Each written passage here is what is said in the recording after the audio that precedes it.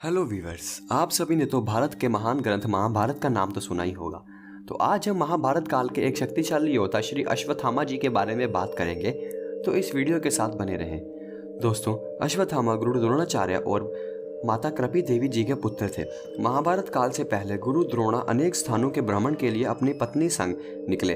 जब वह हिमालय में ऋषिकेश नामक स्थान पर पहुंचे, वहां तमसा नदी के किनारे उन्होंने एक दिव्य गुफा में तपेश्वर नामक स्वयंभू शिवलिंग देखी और वहां गुरु द्रोणा और माता कृपी जी ने शिव की तपस्या करने लगे। उनकी तपस्या से खुश होकर शिव जी ने उनको पुत्र प्राप्ति का वरदान दिया। फिर माता कृपी जी ने कोख से एक सुंदर तेजस्वी बालक ने जन्म लिया। जन्म होते ही उनके गले से घोड़े की तरह हिनहिनाने की आवाज आई, जिस कारण उस बालक का नाम अश्वत्थामा रखा गया।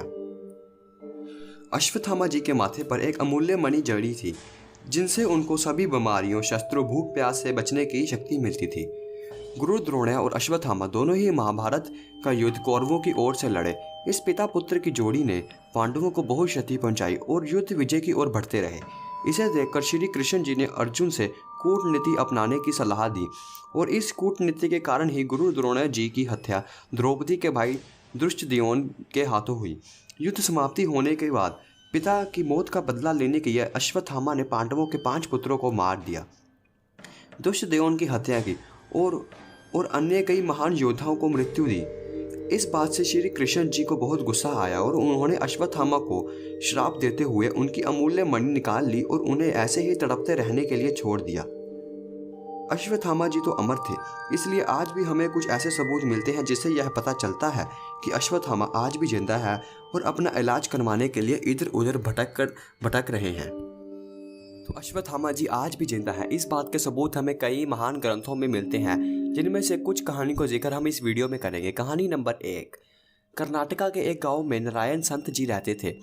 वह संत जब अश्वत्थामा जी से मिले तो उन्होंने अश्वत्थामा जी को महाभारत के युद्ध के बारे में बताने के लिए कहा। अश्वत्थामा जी के पास हमेशा एक कपड़ा रहता था जिसे वह गीला कर बार बार सुखाते रहते थे। तो अश्वत्थामा जी ने यह शर्त रखी, जब तक यह कपड़ा गीला रहेगा तो मैं उनको कहानी सुनाऊंगा, बाकी का कहानी मैं अगले दिन सुनाऊंगा। पहले दिन की कहानी के लिए उन्होंने कपड़े को गीला किया और कहानी सुनाने लगे। जब तक वह कहानी युधिष्ठिर जी की मौत तक पहुंची तो वह रोने लगे और वह अगले दिन के लिए रुक गए। तो अगले दिन नारायण संत ने डर कर अपनी सारी कहानी अपनी पत्नी को सुना दी और अश्वत्थामा जी को इस बात का पता चला और वह वहां से चले गए। नारायण संत जी के द्वारा लिखी गई महाभारत को आज भी पढ़ते हैं तो उसमें सिर्फ युधिष्ठिर की मौत तक का ही जिक्र है, उसके आगे जिक्र नहीं है। तो इस बात का यह सबूत मिलता है कि अश्वत्थामा जी आज भी जिंदा है।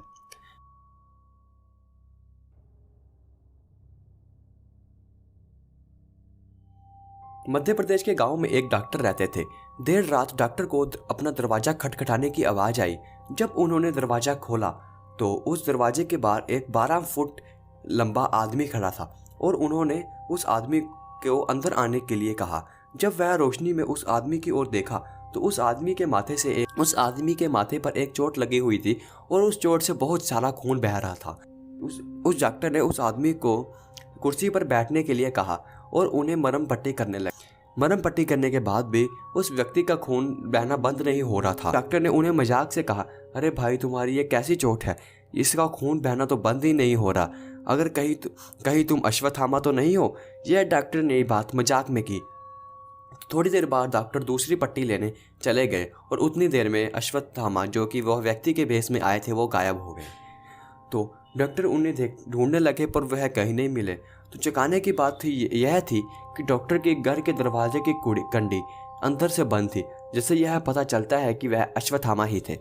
तो दोस्तों, आज की वीडियो में मैं आपको 2 ही सबूत दे पाऊंगा। अगर आप ऐसी वीडियो ज़्यादा चाहते हैं तो हमारे इस चैनल को सब्सक्राइब करें और हाँ, कमेंट बॉक्स में बताएं कि आपको किस टाइप से वीडियो चाहिए है। अगर आपको ये वीडियो पसंद आया हो तो लाइक करना ना भूलें और चैनल को सब्सक्राइब कर लें और बेल आइकन को प्रेस करें नोटिफिकेशन पाने के लिए। जय हिंद।